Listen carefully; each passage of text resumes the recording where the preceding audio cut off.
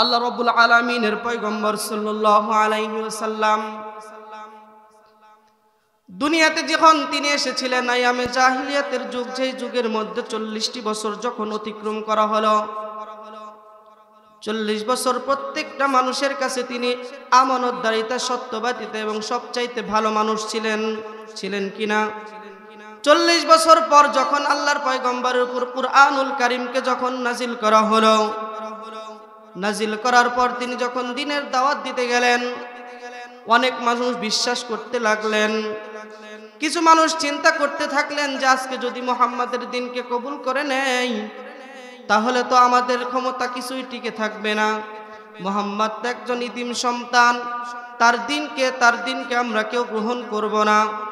প্রায় 3টি বছর তাকে কারাগারের মধ্যে রাখলেন, 13টি বছর তাকে নির্যাতন করলেন। আল্লাহ রাব্বুল আলামিন এই 13 বছর পর যখন মদিনায় নিয়ে গেলেন, 23 বছরের মধ্যে একটি সূরা তেলাওয়াত, সূরা দুনিয়াতে ভিতরে আল্লাহর কোরআনের মধ্যে ইরশাদ করেন সূরাতুল বাকারার 188 নম্বর আয়াত। আল্লাহ রাব্বুল আলামিন বলেন, ওয়ালা তাকুলু আমওয়ালাকুম বাইনাকুম বিল বাতিল ওয়া তুদলু বিহা ইলাল হুক্কাম। আল্লাহ রাব্বুল আলামিন সূরাতুল বাকারার 188 নম্বর আয়াতের মধ্যে বলতেছেন যে হে ঈমানদারগণ, তোমরা নিজেদের মধ্যে নিজেদের ধন সম্পদ, অপরের ধন সম্পদ অন্যায়ভাবে গ্রাস করো না। কি করো না? অন্যায়ভাবে। আল্লাহ রাব্বুল আলামিন দুনিয়ার মধ্যে বান্দাকে পাঠাইছেন কোনো উদ্দেশ্য নিয়ে, অবশ্যই কোনো উদ্দেশ্য আছে না নাই? সূরাতুল জিনের মধ্যে ইরশাদ করেন, ওয়া মা খালাকতুল জিন্না ওয়াল ইনসা ইল্লা লিয়াবুদুন। আমি মানব এবং জিন জাতিকে দুনিয়াতে সৃষ্টি করেছি একমাত্র আমার ইবাদত করার জন্য। কার ইবাদত করার জন্য? আল্লাহ তাআলার ইবাদত করার জন্য। এই দুনিয়াতে তিনি পাঠাইছেন বান্দাকে 2টা হক নিয়ে। কয়টা হক? একটা হচ্ছে হকুল্লাহ আর একটা হচ্ছে হকুল ইবাদ। একটা হচ্ছে বান্দার হক আর একটা হচ্ছে আল্লাহ তাআলার হক। বান্দার হক হলো দুনিয়ার ভিতরে যদি কারো ধন সম্পদ আমরা নিতে থাকি, এই ধন সম্পদ যদি অন্যায়ভাবে অন্যের ধন সম্পদ নিজের মধ্যে ভক্ষণ করি, আল্লাহ রাব্বুল আলামিন সেই কঠিন বিচারের দিন পাহাড় সমপরিমাণ যদি কোনো বান্দা নেক আমল নিয়ে বাঁধার উপর নিয়ে যদি দাঁড়ায়, আল্লাহ রাব্বুল আলামিন জান্নাতের ঘোষণা দিবেন সেই পাহাড় সমপরিমাণ নেক আমল নিয়ে দাঁড়ানোর পরেও তিনি জাহান্নামে চলে যাবেন। যে আয়াত বলতেছিলাম যে ওয়ালা তাকুলু আমওয়ালাকুম বাইনাকুম বিল বাতিলি, যে তোমরা নিজেদের মধ্যে নিজেদের অন্য কারো সম্পদ অন্যায়ভাবে গ্রাস করো না, এবং বিচারকের মাধ্যমে বিচারকের কাছে এমনভাবে উপস্থাপন করো না যে তুমি টোপ হিসাবে ওই সম্পদটা তোমার উপর যেন অন্যায়ভাবে না চাপিয়ে দেয়। এরকম কি আমাদের মধ্যে নাই? যে বিচারকের কাছে ইয়াতিমের সন্তান, ইয়াতিমের মাল এমনভাবে উপস্থাপন করে যে আমি সন্তানকে আমি পালি, সম্পদগুলো আমাকে দিয়ে দেন। এরকম কি নাই আমাদের মধ্যে? নাই? আছে না নাই? যে অন্যায়ভাবে যদি কারো সম্পদ কেউ ভক্ষণ করে, আল্লাহ তাআলা যদি ওই বান্দা যতক্ষণ মাফ না করবেন ততক্ষণ আল্লাহ তাআলা কি মাফ করবেন? একটা হচ্ছে হকুল্লাহ, বলেন একটা কি? হকুল্লাহ। একটা কি? সবাই একসাথে বলেন হকুল্লাহ। আর একটা হচ্ছে হকুল ইবাদ। হকুল ইবাদ, সবাই একসাথে হকুল ইবাদ। আমার কথা কি আপনারা বুঝতে পারেন না মনে হয়? আমি কি অন্য ভাষায় কথা বলতেছি? তাহলে কথা বলেন না কেন? একটা হচ্ছে হকুল্লাহ আর একটা হচ্ছে হকুল ইবাদ। হকুল্লাহ হচ্ছে আল্লাহ তাআলার হক, দৈনিক 5 ওয়াক্ত নামাজ পড়া, রোজা রাখা, হালাল খাওয়া এবং হজ করা, রমজানের রোজা রাখা, এটা কার হক? আল্লাহ তাআলার হক। কথা বলেন, এটা কার হক? আর অপরের যে জমি আল কেটে যে আমার জমি 10 ডিসিমাল 10.5 ডিসিমাল বানাইতেছি, ওই আধা ডিসিমাল যে বেশি বানাইলাম ওটা হচ্ছে অন্য ব্যক্তির হক। কার হক? অন্য ব্যক্তির হক। আর ছোটবেলা যে আমি অন্যের গাছ থেকে জাম্বুরা, পেয়ারা, আম, কাঁঠাল পেরে খাইছি, এটা কার হক? আল্লাহর হক না অন্যের হক? আল্লাহর হক না অন্যের হক? তাহলে আমি যে বললাম পাহাড় সমপরিমাণ নেক আমল মাথায় নিয়ে উঠবে, আর পাহাড় পরিমাণ তিনি গুনাহ নিয়ে কোথায় যাবেন? জাহান্নামে চলে যাবেন। তাহলে ওই আল্লাহ তাআলার সাথে আপনি নাফরমানি করছেন। দীর্ঘ 50টি বছর আপনি দুনিয়ায় জীবিত থাকলেন, 60 বছর 70 বছর 80 বছরের জিন্দেগি আপনি দুনিয়াতে জীবিত থাকলেন, প্রায় 40টি বছর আপনি অপরের হক মেরে খেলেন না, আল্লাহ তাআলার সাথে নাফরমানি করলেন। কিন্তু আপনি যদি আল্লাহ রাব্বুল আলামিনের কাছে সুন্দরভাবে একনিষ্ঠভাবে তওবা করে, দোষকে স্বীকার করে তওবা করে ভবিষ্যতে যদি আর কোনো গুনাহ না করেন, আল্লাহ তাআলা মাফ করবেন কি করবেন না? করবেন কি করবেন না? তওবা করার নিয়ম 3টা। কয়টা? নাম্বার 1 হলো, যদি কোনো বান্দা তওবা করতে চায় তাহলে ওই দোষ গুণকে নিজের ভিতরে স্বীকার করে নিতে হবে। আল্লাহ তাআলাকে বলতে হবে, আল্লাহ আমি নিজের উপর জুলুম করে ফেলেছি। নাম্বার 2 হলো আল্লাহ তাআলার কাছে মাফ চাইতে হবে আর জীবনে আর। নাম্বার 3 হলো আর জীবনে এই গুনাহ করব না। এই 3টা উপায়ে যদি কোনো বান্দা তওবা করে, মরুভূমির ভিতরে হাদিসে আসছে, মরুভূমির ভিতরে প্রায় সারাটা দিন সকাল থেকে সন্ধ্যা পর্যন্ত মরুভূমির ভিতরে ওখানে কোনো গাছ নাই, গাছালি নাই, ঘর নাই, বাড়ি নাই, কোনো যানবাহন নাই, আর কোনো উট নাই, কোনো দুম্বা নাই, কোনো ঘোড়া নাই, কোনো গাধা নাই। যদি কোনো বান্দা সারাদিন সওয়ার করে চলে যাচ্ছিল, এমন একটা সময় সন্ধ্যা হয়ে গেছে, সারাদিন সওয়ার করার পর রোদের ভিতরে ক্লান্ত হয়ে যদি মরুভূমির ভিতরে একটু ছায়া পেয়ে ঘুমিয়ে যায়, আর যদি তার সঙ্গে যে বাহনটি ছিল, যে সুন্দর যে গাধা ছিল, উট ছিল, এই উট যদি ঘুম থেকে জাগ্রত হয়ে যদি দেখে এই উট এখান থেকে হারিয়ে গেছে, তিনি অত্যন্ত পেরেশান হবে কি হবে না? এই পেরেশান হওয়ার পর তিনি আবার খুঁজতে খুঁজতে আবার যদি ঘুমায় যায়, আবার ঘুম থেকে জাগ্রত হয়ে যদি দেখেন যে ওই ঘোড়া বা গাধা তার মাথার কাছে এসে হাজির, ওই বান্দা খুশি হবে না নারাজ হবে? খুশি হবে না নারাজ হবে? ওই বান্দা যতটুকুই খুশি হোক না কেন, তার চাইতে দ্বিগুণ খুশি হয়ে আমার আল্লাহ রাব্বুল আলামিনের যদি কোনো নাফরমান বান্দা, কোনো গুনাহগার বান্দা সারাটা জীবন 40 বছর 50 বছরের জীবন যদি সে গুনার অবস্থায় থাকে, আল্লাহ তাআলার হক যদি তিনি মেরে খায়, যদি নামাজ আদায় সঠিকভাবে না আদায় করে, যদি গুনার মধ্যে সব সময় লিপ্ত থাকে, আল্লাহ রাব্বুল আলামিনের কাছে এই 3টি উপায়ে যদি তিনি তওবা করেন, আল্লাহ রাব্বুল আলামিন ওই বান্দার চাইতেও দ্বিগুণোত্তর কঠিনোত্তর 1000 গুণ বেশি আল্লাহ রাব্বুল আলামিন খুশি হয়ে যান। তাহলে কি বোঝা গেল যে মরুভূমির মধ্যে তার উট ছাড়া আর কোনো বাহন নাই, সারাদিন অতিক্রম করছে, আবার চাইতে হবে পরের দিন, সারাটা দিন উটটা হারায় গেছে, আবার ওই উটটা ঘুমানোর পরে আবার যখন পেয়ে যতটুকু খুশি হয়, আল্লাহ তাআলা তার চাইতেও বেশি খুশি হন যতক্ষণ আল্লাহ রাব্বুল আলামিনের ওই বান্দা, নাফরমান বান্দা আল্লাহ তাআলার কাছে ফিরে আসে। তাহলে কি এখনই কি আমাদের সমান হয় নাই? আমাদের মনে অনেকের দাড়ি পাকা, চুল পাকা, এদের তওবা করার সময় মনে হয় নাই না? মেয়ে বড় হয়েছে তার জন্য দাড়ি রাখে। বুখারী শরীফের সর্বপ্রথম হাদিস, ইন্নামাল আ'মালু বিন্নিয়াত। প্রত্যেকটা কাজ নিয়তের উপর নির্ভরশীল। কিসের উপর নির্ভরশীল? এই মাহফিল আসছেন যেসব ব্যক্তি মেলার নিয়তে আসছে, মেলায় গেছে, আর যাদের মাহফিলের নিয়তে আসছে তারা মাহফিলেই আসছে। তাহলে মাহফিলের যদি নিয়ত করি, আমরা প্রত্যেকটা বাড়িতে আমাদের ঘর বাড়ি আছে না নাই? ওই ঘরের ভিতরে জানালা কি আছে? নাকি কবর ঘরের মতো কবর ঘর বানায় রাখছেন একটা দরজা, জানালা রাখেন নাই? বেশিরভাগ বাড়ি বিল্ডিং ঘর না? এখন যদি কোনো বান্দা চিন্তা করে যে আমি ওই জানালাটা কাটবো, যে আল্লাহর মুয়াজ্জিন আমাদেরকে আজান দিবেন, তার দৈনিক 5 বার ডাকবেন, ওই জানালাটা সাউন্ড আসবে, আমি সেই সাউন্ড শুনে নামাজে যাব, এই যদি নিয়ত করে, ওই জানালা যতদিন থাকবে ততদিন আল্লাহ তাআলা আমলনামায় নেক আমল লিপিবদ্ধ করবেন। আল্লাহর সাথে যদি নিয়ত করে যে আল্লাহ তাআলার মুয়াজ্জিন আজান দিবে আর আমি ওই আজান শুনবো, এই নিয়তে যদি ওই জানালা কাটে, তাহলে মনে হয় আলো বাতাস আসবে না। এরকম কি আলো বাতাস কি আসবে না? তাহলে নিয়ত করতে হবে কি, আল্লাহ তাআলার ভালো কাজের উপরে যদি কোনো ব্যক্তি নিয়ত করে, তাহলে দুইটাই হাসিল হবে। দুনিয়াতে যদি কোনো বান্দা ইসলামকে ভালোবাসে, কোরআনকে ভালোবাসে, আলেম ওলামাকে ভালোবাসে, এই মাহফিলকে ভালোবাসে, যদি একমাত্র আল্লাহ তাআলার জন্য ভালোবাসে, তার দ্বিতীয়টা আল্লাহ তাআলা এমনি দিয়ে দিবেন, যদি কারো অর্থ সম্পদ দুনিয়াবে যদি কোনো লোভ থাকে। কথা বলেন ঠিক কিনা? এই জন্য সবসময় চিন্তা করতে হবে যে দুনিয়াতে যে কোনো কাজ করি না কেন, একমাত্র আল্লাহ তাআলার উপর নিয়তটাকে সঠিক রাখতে হবে। কি রাখতে হবে? নিয়তটাকে সঠিক রাখতে হবে। যেই মাহফিল আসছেন উদ্দেশ্য থাকতে হবে যে এখান থেকে শুনে কিছু আমল করব। তাহলে কয়টা বলছিলাম? একটা হচ্ছে হকুল্লাহ আর একটা হচ্ছে হকুল ইবাদ, যে আল্লাহ রাব্বুল আলামিনের যে বান্দা যে হক আছে সেই হককে আমাদেরকে আদায় করতে হবে না? হাদিসে আসছে আল্লাহর পয়গম্বর সাল্লাল্লাহু আলাইহি ওয়াসাল্লাম বলেন, বিচারের দিন কার্য শুরু হয়ে গেছে, সেই কঠিন বিচারের দিন। আধাত উপরে যখন সূর্য যার যার উপরে চলে আসবে, প্রত্যেকটা বান্দার গুনাহ অনুযায়ী তার কোমর পানি, কারো হাঁটু পানি, কারো গলা পানি যখন ঘাম দিয়ে আসবে, যদি কারো গুনাহ বেশি থাকে তাহলে গুনার ভিতরে, ওই ঘামের ভিতরে, ওই নদীর ভিতরে, পানির ভিতরে, গরম উত্তপ্তর ভিতরে হাবুডুবু খেতে থাকবেন।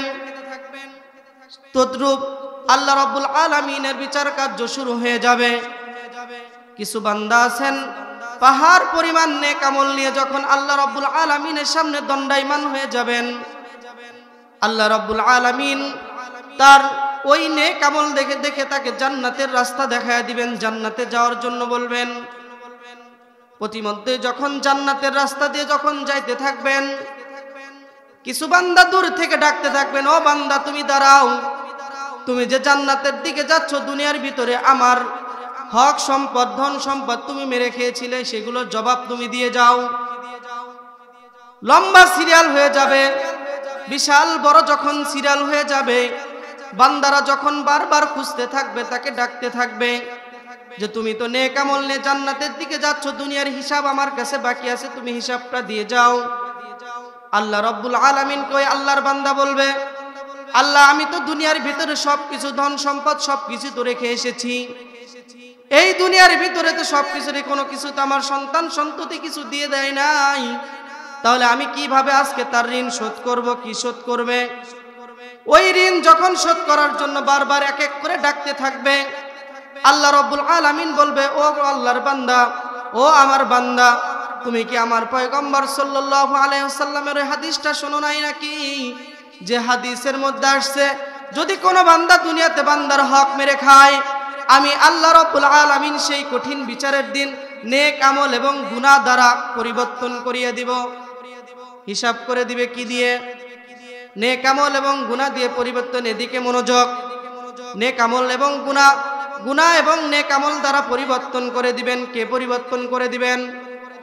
ওই যে পাহাড় পরিমাণ নেক আমল নিয়ে যখন দাঁড়াইছে, দণ্ডায়মান হয়ে গিয়েছে, আল্লাহ রাব্বুল আলামিন বলবেন যে তুমি তোমার পাহাড় পরিমাণ নেক আমল থেকে কিছু কিছু নেক আমল করে একজনকে দিয়ে দাও। লম্বা সিরিয়াল, একজন পাবে ওই টাকা, একজন পাবে ওই ধান, একজন পাবে ওই আম, ওই কাঁঠাল। লম্বা সিরিয়াল, এক একজন যখন এক এক পর্বে যখন নেক আমল দিয়ে ঋণগুলো শোধ করতে থাকবেন, পাহাড় পরিমাণ নেক আমল সবকিছু শেষ হয়ে যাবে, কিন্তু আল্লাহর বান্দার পাওনাদার শেষ হয়ে হবে না। এখন আল্লাহকে বলবে, ও আল্লাহ আমি তো পাহাড় পরিমাণ নেক আমল নিয়ে তোমার দরবারে দাঁড়াইছিলাম, তুমি তো বিচার কার্য করলে, আমাকে জান্নাত দিয়ে দিলে, কিন্তু এই জান্নাতে যাওয়ার আগে আমার পাওনাদারকে দিয়ে দিলাম, এখনো তো লম্বা সিরিয়াল দেখা যায়। আল্লাহ রাব্বুল আলামিন বলবেন যে তুমি যে লম্বা সিরিয়াল দেওয়া আছে পাওনাদারের, ওই পাওনাদারের যে সব গুনাহগুলো আছে তোমার মাথার উপরে নিয়ে নাও। কার মাথার উপরে নিয়ে নিবে? যে ব্যক্তি পাহাড় পরিমাণ নেক আমল নিয়ে জান্নাতে যেতে নিয়েছিল। লম্বা সিরিয়ালের যখন প্রত্যেকটা বান্দা তাকে গুনাহগুলো তার মাথায় দিতে থাকবে, লম্বা সিরিয়াল শেষ হয়ে যাবে, আগের যতটুক নেক আমল মাথায় নিয়ে দাঁড়াইছিল তার চাইতে দ্বিগুণোত্তর দ্বিগুণ গুনার বোঝা মাথায় নিয়ে জাহান্নামের দিকে যাইতে থাকবে। নাউযুবিল্লাহ বলে। যে পাহাড় পরিমাণ নেক আমল নিয়ে তিনি দাঁড়াইছিলেন, আর পাহাড় পরিমাণ গুনাহ নিয়ে কোথায় গেলেন? জাহান্নামে গেলেন। এখন বলতে পারেন যে আমি ছোটবেলা, আমার তো বয়স প্রায় 60 বছর হয়ে গেছে, তাহলে আমি ছোটবেলা যে সব বান্দাদের হক আমি মেরে খেয়েছি, বা একটা ছোট পেয়ারা বা কাঁঠাল বা আম যে আমরা মেরে খেয়েছি, তাহলে কিভাবে শোধ করব? তার আওলাদ পরিজন যদি দুনিয়াতে থেকে থাকে, ওই আওলাদ পরিজনদের কাছ থেকে কি করতে হবে? মাফ নিতে হবে। ওই আওলাদ পরিজনের কাছ থেকে মাফ নিতে হবে। তারাও যদি না থাকে, ওই সম পরিমাণ এখনকার মূল্যে কিছু টাকা আল্লাহর রাস্তায় দান করে দিতে হবে। পারবেন তো ইনশাআল্লাহ? পারবেন তো ইনশাআল্লাহ? আর আমাদের সব সময় আল্লাহ তাআলার কাছে সবকিছু মাফ করে দিতে হবে। আমাদের সমাজের মধ্যে রেষারেষি কি আছে না নাই? যদি অন্যায়ভাবে যদি কাউকে গালিগালাজ করি, অন্যায়ভাবে যদি একটা থাপ্পড় দেই বা যে কোনো কঠোরভাবে যদি কথা বলি, সেটারও হিসাব আল্লাহ তাআলার কাছে সেই কঠিনভাবে দিতে হবে। আজকে ক্ষমতা আমার আছে, কালকে আপনার ক্ষমতা থাকতে পারে না। প্রায় 16টি বছর ক্ষমতা ছিল, আজকে তাদের ক্ষমতা আছে কি? এই জন্য কোনো ক্ষমতা আমাদের দেখানো যাবে না, সবকিছু মিউচুয়াল করতে হবে। এমন একটা সুন্দরভাবে আমাদের আলোচনায় বসতে হবে যে সঠিকভাবে আপোষে সবকিছু আমাদের সমাধান করতে হবে। আজকে যদি আমি সমাধান না করি, কালকে সেই সমাধানের বিপরীত আমাদের কি করতে হবে? সেই রেশাশির কারণে আমাদের ক্ষতির সম্মুখীন হতে হবে নাকি আমরা? আয়েশা রাদিয়াল্লাহু তাআলা আনহা থেকে বর্ণিত, আম্মা জান আয়েশা রাদিয়াল্লাহু তাআলা আনহা কে ছিলেন? আল্লাহর পয়গম্বর সাল্লাল্লাহু আলাইহি ওয়াসাল্লামের স্ত্রী ছিলেন। আল্লাহর পয়গম্বর রাসূলুল্লাহ সাল্লাল্লাহু আলাইহি ওয়াসাল্লাম বলেছেন, 6 শ্রেণীর মানুষকে আমি অভিশাপ করি। কে অভিশাপ করে? আল্লাহর পয়গম্বর। কে অভিশাপ করে? আল্লাহ। আমরা তো ঈমান এনেছি না? আমরা ঈমানে মুফাসসাল করেছি, আমানতু বিল্লাহি ওয়া মালাইকাতিহি ওয়া কুতুবিহি ওয়া রুসুলিহি ওয়াল ইয়াউমিল আখির। আমরা তো প্রত্যেকটা বান্দা আল্লাহ রাব্বুল আলামিনকে দেখি নাই, দেখছি কি? কোন বান্দা কি বলতে পারবেন আল্লাহ রাব্বুল আলামিনকে দেখছি কি? আমরা আল্লাহ রাব্বুল আলামিনকে দেখি নাই, কিন্তু তার ক্ষমতা আমরা কিছুটা হলেও বুঝতে পারি।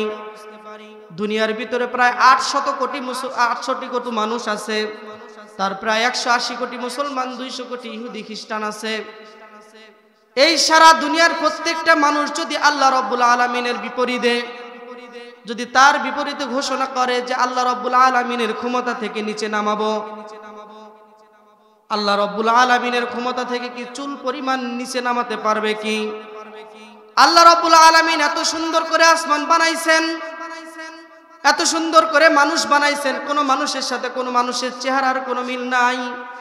এমনকি হাতের আঙ্গুলের ফিঙ্গারপ্রিন্ট কারো সাথে কারো মিল নাই, কারো চোখের রেটিনা কারো সাথে কারো চোখ মিল নাই, কারো সাথে কারো নাক কোনো মিল নাই, কারো সাথে কারো ঠোঁট কোনো মিল নাই, কারো সাথে কারো দাঁত কোনো মিল নাই, হাত পা কোনো মিল নাই।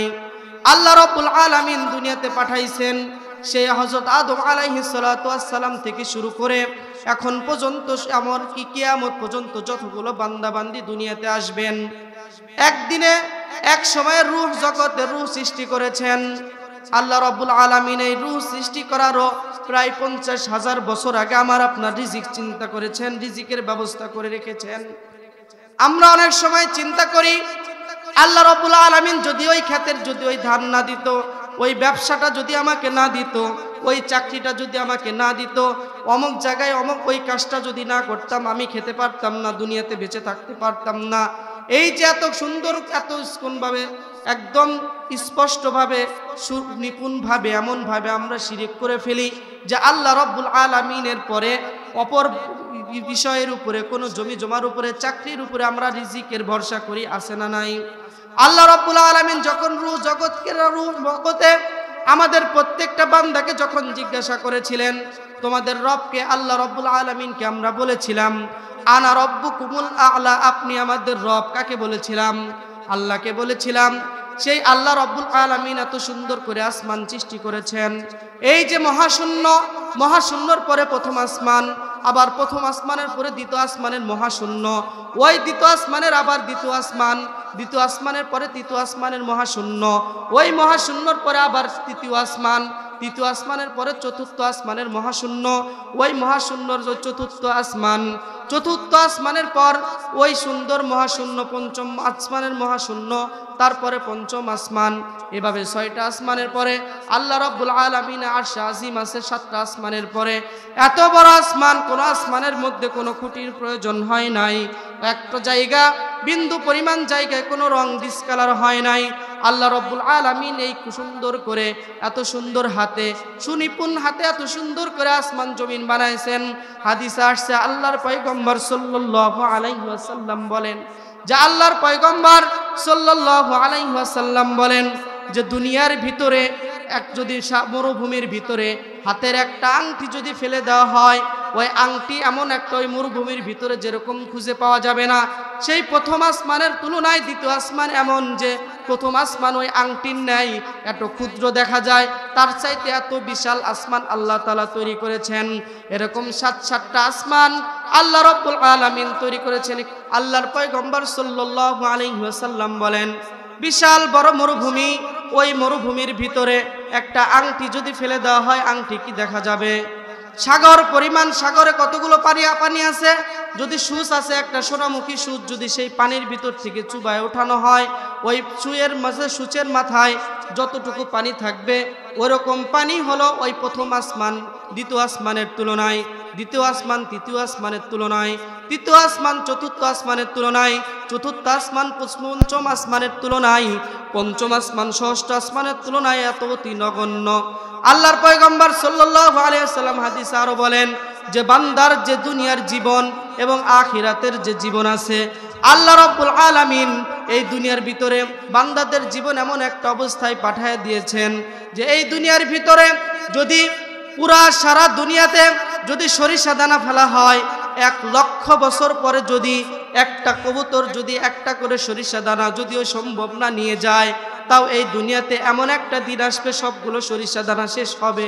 কিন্তু মৃত্যুর পরে আল্লাহ রাব্বুল আলামিন যে ডাক দিবেন, কবরের ভিতরে যে চলে যাব, সারাটা জীবন এমন অনন্ত জীবন, কোনো দিন সেই জীবন শেষ হবে না।